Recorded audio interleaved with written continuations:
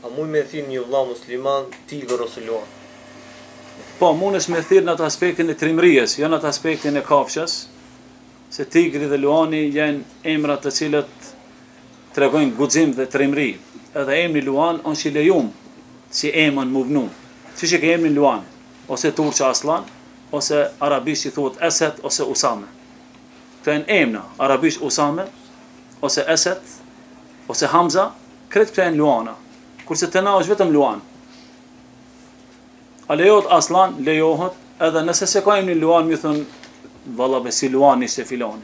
E ka qëllimin në atë aspektin e trimërisë, e jo në atë aspektin e nënçmimit, e nuk ban me anxhit ndaj emën, çka ai nuk e don, por edhe është nënçmues, sikurse janë kafshë qera të egra ose kafshë qera të cilat janë nënçmuese.